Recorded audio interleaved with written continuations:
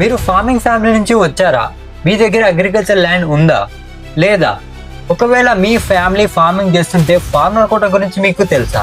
చాలా మంది students counselling టైంలో ఒక బిగ్గెస్ట్ మిస్టేక్ చేస్తున్నారు.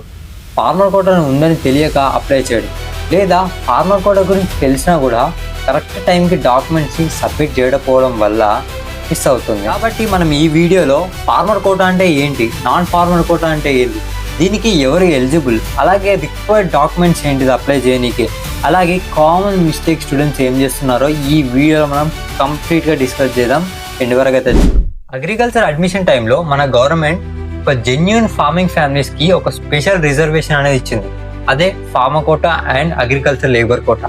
ఫార్మర్ కోటాకి 25% రిజర్వేషన్ ఆఫ్ సీట్స్ ఉంటాయి, అలాగే అగ్రికల్చర్ లేబర్కి 15% సీట్ రిజర్వేషన్ అనేది ఉంటుంది.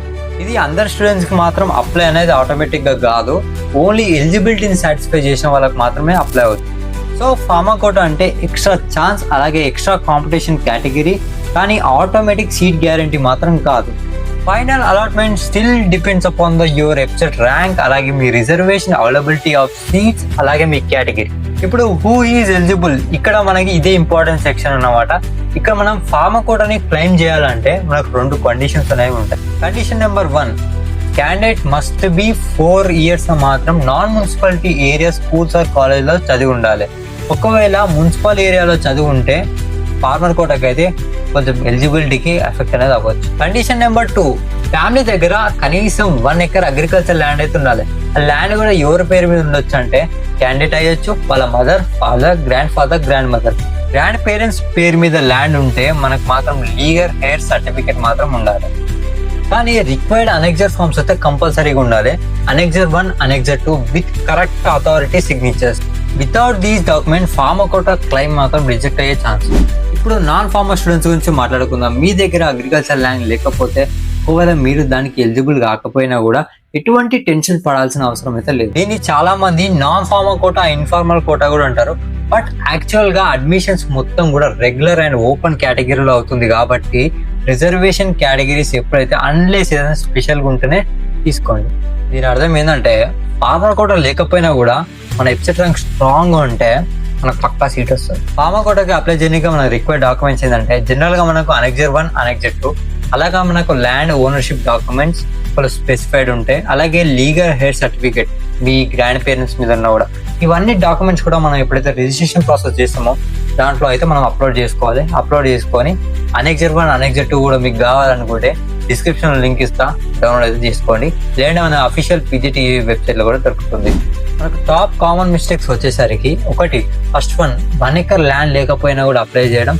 సెకండ్ 1 వచ్చేసి మనకు ల్యాండ్ ఉన్నా కూడా రాంగ్ డాక్యుమెంట్స్ ని అప్లై చేయడం. థర్డ్ 1 వచ్చేసి కూడా correct official prospects and instructions correct గా చదవకపోవడం. థర్డ్ 1 కూడా లాస్ట్ ఎండ్ డే వరకు కూడా వెయిట్ చేయడం కూడా చాలా కామన్ మిస్టేక్ అయితే ఎవ్రీ స్టూడెంట్ అయితే చేస్తున్నారు. ఏదున్నా కూడా ప్రేయర్ గా ముందుగానే చేసుకుంటే బెటర్ అన్నమాట. ఫ్రెండ్స్, ఫార్మర్ కోటా అనేది షార్ట్ కట్ అనేది అస్సలు కాదు. ఇది ఏంటంటే ఫార్మింగ్ ఫ్యామిలీస్ కూడా మన యూనివర్సిటీ అయితే ఒక రిజర్వేషన్ అనేది ప్రొవైడ్ చేస్తుంది. కాబట్టి ఎలిజిబిలిటీ ఉన్న వాళ్ళు మాత్రం అప్లై చేసుకోండి. అలాగే ఎలిజిబిలిటీ లేని వాళ్ళు కూడా కరెక్ట్ మెరిట్ లిస్ట్ వస్తారు. కాబట్టి మీకు అనేది అవసరం అయితే లేదు. ఎలిజిబిలిటీ లేకపోయినా కూడా మెరిట్ లిస్ట్ లో కాన్ఫిడెంట్ గా పార్టిసిపేట్ చేయండి. మీ ర్యాంక్, మీ కేటగిరీ, అలాగే ప్రతి ఒక్కటి కూడా కౌన్సిలింగ్ ప్రాసెస్ లో ఒక బిగ్గెస్ట్ రోల్ ని ప్లే చేస్తాయి మీ అడ్మిషన్ కోసం. అందుకే కౌన్సిలింగ్ ప్రాసెస్ ని కరెక్ట్ గా అది ఎలా జరుగుతుందో కూడా ముందుగానే తెలుసుకోండి. దాని మీద నేను ఆల్రెడీ వీడియో అయితే అప్లోడ్ చేసిన, డిస్క్రిప్షన్ ఇచ్చేస్తాను. అలాగే నెక్స్ట్ కౌన్సిలింగ్ అప్డేట్స్ ఏది కావాలన్నా, ఏదైనా గైడ్ కావాలన్నా ఇప్పుడే మన ఛానల్ని, అలాగే మన ఇన్స్టా పేజ్ అయితే సబ్స్క్రైబ్ అండ్ ఫాలో చేసి అయితే పెట్టుకోండి. కంప్లీట్ రెగ్యులర్ అప్డేట్స్ మాత్రం నేనే మీకు ఇస్తాను. ఈ వీడియో మీకు యూస్ఫుల్ అనిపిస్తే ఇప్పుడు ఒక లైక్ వేసుకోండి. అలాగే మన కింద కనిపిస్తున్న సబ్స్క్రైబ్ బటన్ వేసి పక్కన బెల్ ఐకాన్ అయితే ఆన్ చేసి పెట్టుకోండి.